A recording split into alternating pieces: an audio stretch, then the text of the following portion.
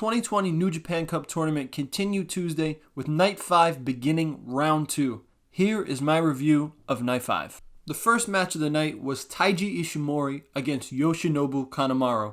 These two have a long history dating back to their days in Pro Wrestling Noah, and they've been alluding to that and building this match with their post-match press conferences, and all of that nicely added an extra wrinkle to the fold here. Of course, like every Suzuki-gun match, Kanemaru attacked Ishimori before the bell, and Ishimori sold pretty much the entire match. The selling was very strong, and towards the end of the match, both guys started countering each other's moves, anticipating and knowing what was coming before they happened because of their long history with each other. I thought that was also a really nice touch. There was also an awesome spot where Kanemaru was going to spit the whiskey in his face, but again, Ishimori knew it was coming, and he closed his mouth and kind of forced him to drink it, forced it down his throat. It was a really nice spot. I thought that was extremely clever.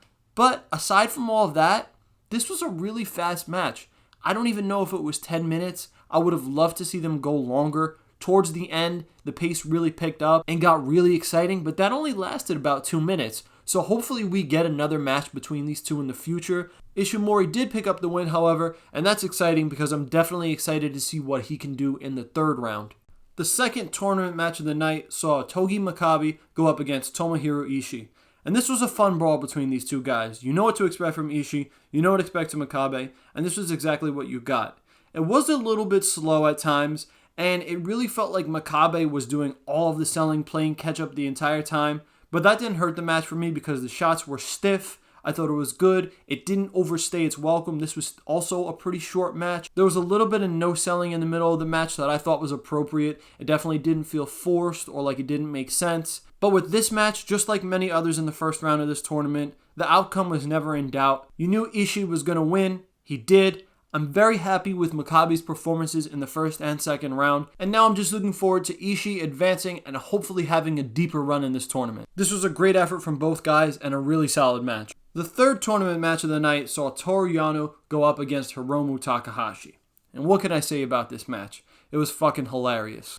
Oddly enough, in the very beginning, I wasn't sure how I felt about it. I didn't think that the comedy was going in the right direction. I wasn't so crazy about Yano trying to cut his hair, but it all made sense in the end. I actually thought that bit ended up being really funny when Hiromu grabbed the buzzer and he couldn't turn it on, I guess because it wasn't plugged in or it wasn't charged. I also thought it was funny that just in general, Hiromu was intimidated and afraid of Yano. Then the finish was so fucking funny, with Yano tying Yota Tsuji and Hiromu's legs together, them getting up, covering Yano's eyes with tape, stuffing him in the elevator, then Hiromu stuck with Yota Tsuji still, trying to crawl into the ring to beat the 20 count, just barely making it. I thought that was a really funny bit, and this was just the comedic relief I needed with all the terrible things going on in wrestling right now. I'm very thankful we got it. I enjoyed every bit of it, and I laughed my ass off. If you like comedy wrestling, or you like Toru Yano or Hiromu Takahashi, you'll definitely like this match. The fourth New Japan Cup tournament match of the night was the main event between Kazuchika Okada and Yuji Nagata. This match was mainly a slow brawl between the two. There were no spectacular moves or spots. I didn't expect them, but they definitely weren't there.